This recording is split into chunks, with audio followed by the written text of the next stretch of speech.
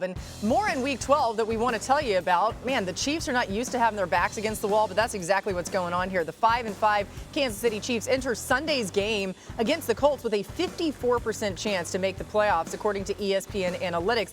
That would jump to 65% with a victory, but it drops to 36% with a loss. That's how significant this game is. A loss would also mark the first 3-game losing streak by Kansas City in the Patrick Mahomes era. New on NFL Live, Andy Reid and Patrick Mahomes spoke about their run-pass balance this week. This coming in just now. The runs are being called. It's just, sometimes they get turned into passes in today's world. Our goal is to get 5 or 6 yards on every single time we run an RPO, either running the ball or throwing the ball. And I think we've done a good job of that throughout the season. But at the end of the day, like I said, sometimes you got to hand the ball off, even if the throw gets you 5 or 6 yards, just to keep the defense honest and to set up other stuff throughout the rest of the game. Let's go back to what Andy Reid said, Dan. What do you make of it? This is the reality of running an RPO offense. They ran 9 of them last week against the Denver Broncos. They handed it off once.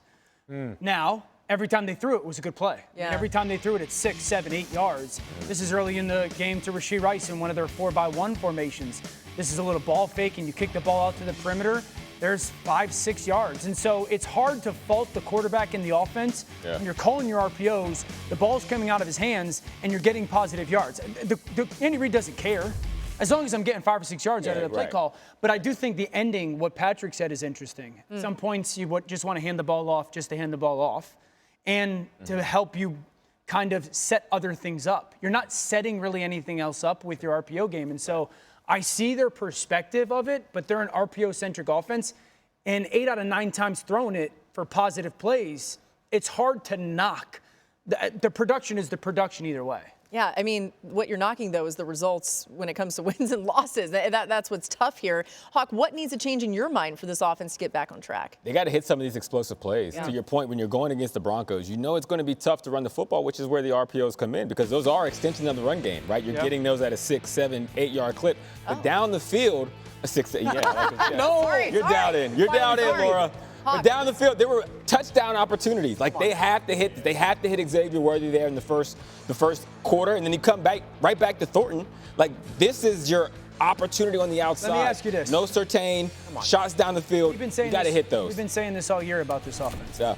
Why? Like why can't this offense hit the big ball? I got thoughts. I feel like it's reactionary in the game as opposed to them game planning those shots. Like these are the big opportunities. All week, we're going to get this. Xavier, you're going to be down the field, and we have to hit this. We have to rep this out because it's been so routine for them over the course of Patrick Mahomes' career where he can, when it flashes, we can hit it. And they're having trouble to get on that page. I feel like this year it's always been long. It's always been a yard farther than it should be. And is that on Mahomes? A little bit.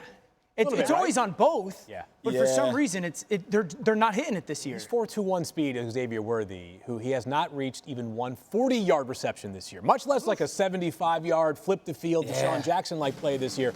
I think some of it is on Patrick Mahomes and the accuracy. I think some of it is on Xavier Worthy.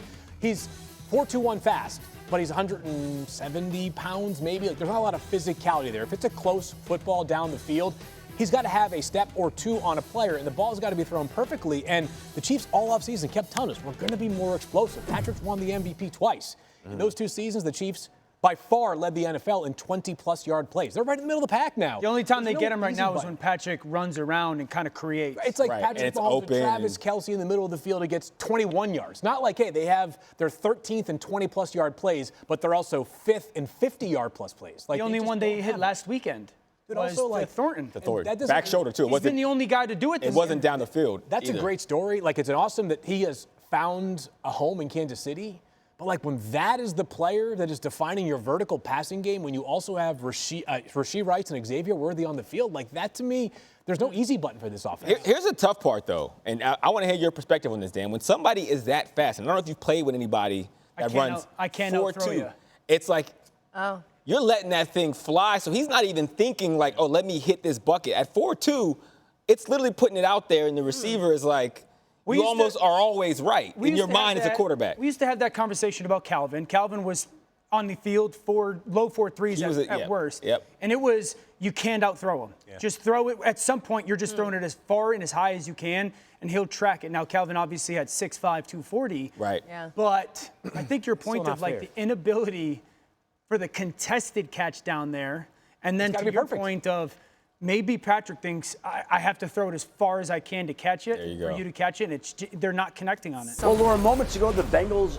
practice report came out, and Joe Burrow was listed as a full participant in practice today. The fact that a player could be listed as a full participant on a Wednesday tells you that the team probably has not given up hope that maybe Joe Burrow can make it back. Forget about Thanksgiving, potentially Sunday for the game against the New England Patriots. Now, let's also keep in mind here that while Joe Burrow was a full participant in practice today, Joe Flacco was a limited participant in practice today due to his shoulder injury. So again, I think there's a lot that you have to work through and read between the lines, but something's happening at Cincinnati here, and Joe Burrow seems to be tracking to come back sooner rather than later. Now, again, there have been talk about Buffalo in a couple of weeks. There have been talk about Thanksgiving Day or night against the Baltimore Ravens. At the very least, the Bengals are working him into shape to be able to play on Thanksgiving. And at the same time, if a player is full on Wednesday, that tells you there's a shot, I don't know how much, that he'll be out there even potentially on Sunday. Okay, this is fascinating. Thanks to Adam for the latest news. Dan, I'll start with you. I mean, this is a team that, by all accounts, their record makes it very difficult to try to make anything happen in the postseason. Is this the right move for Joe Burrow to come back out there? He's a competitor, so yes, he's going to start. And there's no way that he's practicing fully today if he's not going to start on Sunday. No Jamar, so that's going to be obviously a challenge. Jamar, remember, one-game suspension for the spitting incident. I don't think this defense has given up less than 30 since September. So, you know, it's pretty much the same situation as last year. Is it smart? I'm always of the vein, if the medical staff says he's good to go, can't get worse, and the player says, I feel good, he's a competitor, he's going to go play. They're in desperate times. They have to basically win out to get in and even need some help. If Joe wants to play and he feels like he's going to be able to play and the medical staff says he's capable, he's going to go play, I would fully expect him to be the starter. Seems like if it were any of our decisions, if the reality was it can't get worse, we'd be comfortable with him playing. But even if it can get worse, I just feel like Joe Burrow's wired. We're like, he's going to want to go out there and play with his guys and give this team one last shot. Like they are basically in must-win territory. He's probably, the playoffs begin Sunday. I'll get us there.